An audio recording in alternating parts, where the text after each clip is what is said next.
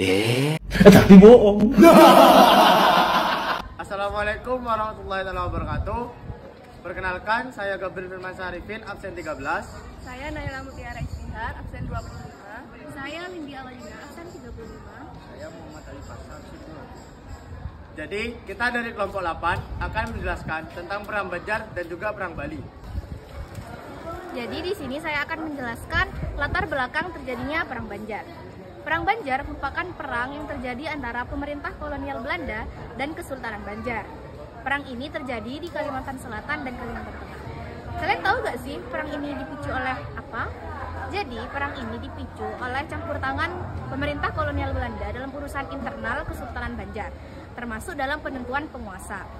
Setelah Sultan Adam meninggal pada tahun 1897, pemerintah Belanda tidak mengakui seseorang yang telah ditunjuk sebagai pewaris. Seorang itu bernama Syarif Hidayatullah. Belanda malah mengangkat Tamjidillah sebagai sultan. Tamjidillah yang dikenal sebagai seseorang yang pro Belanda dan kebijakannya tidak terkenal di kalangan masyarakat yang akhirnya memicu perlawanan.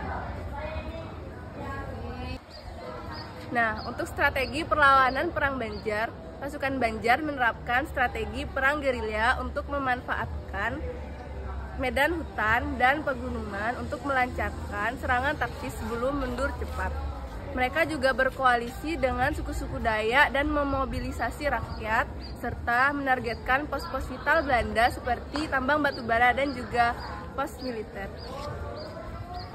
Yang selanjutnya adalah tokoh-tokoh yang terlibat dalam Perang Banjar. Yang pertama yaitu Pangeran Antasari, yang kedua Pangeran Hidayatullah, yang ketiga Sultan Adam, dan yang terakhir adalah Gusti Matsemat. Penyelesaian perang Banjar tidak sepenuhnya berakhir dengan kemenangan penuh dari pihak Belanda. Meskipun Belanda telah menguasai Kesultanan Banjar dan menangkap Pangeran Hidayatullah pada tahun 1862. Penyerangan rakyat Banjar masih tetap berlangsung dengan cara gerilya dan mereda pada 1905. Belanda menghapus kesultanannya dan mengintegrasikan wilayah Banjar ke bentuk Hindia Belanda. Namun semangat perjuangan masih tetap ada hingga kemerdekaan Indonesia 1945. Untuk yang selanjutnya ada perlawanan Bali. Jadi di sini saya akan menjelaskan latar belakang terjadinya perlawanan Bali. Tapi sebelum itu, perlawanan Bali di sini terdapat dua latar belakang. Yang pertama, pemerintah kolonial Belanda ingin menguasai Bali, yaitu berusaha untuk memperluas daerah kekuasaannya. Perjanjian antara pemerintah kolonial Belanda dengan raja-raja Buleleng, Bandung, serta Klungkung yang dinyatakan bahwa raja-raja telah mengakui bahwa kerajaan-kerajaan Bali berada di bawah pemerintah kolonial Belanda. Selain itu, raja-raja juga mengizinkan atau mempersilahkan negara Belanda untuk mengibarkan benderanya di daerah tersebut. Untuk yang kedua, pemerintah kolonial Belanda ingin menghapus hak tawan karang. Apa sih hak tawan karang itu?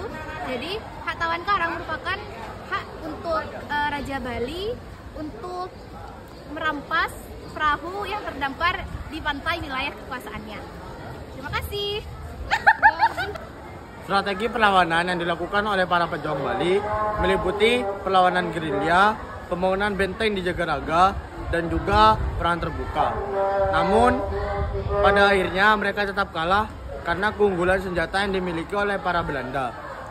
Tetapi tidak berhenti di situ saja, perjuangan mereka tetap berlanjut hingga menimbulkan peristiwa Puputan Badung dan juga peristiwa Puputan Kelungkung, di mana para raja memilih untuk tidak menyerah dan berjuang habis-habisan hingga pada akhirnya mereka tetap kalah.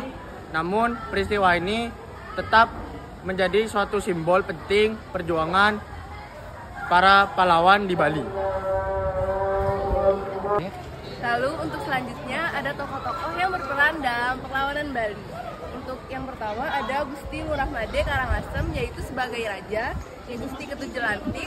Lalu ada raja-raja Karangasem, Klungkung, dan juga Badung.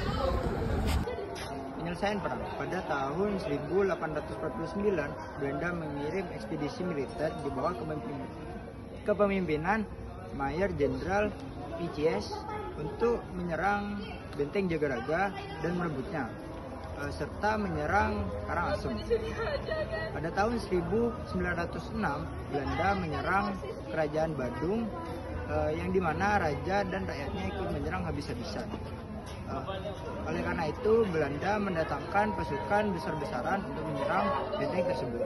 Dan pada 19 April 1849, benteng Jagaraga berada di tangan Belanda. Dan pada saat itu, awal mula Bali berada di tangan Belanda.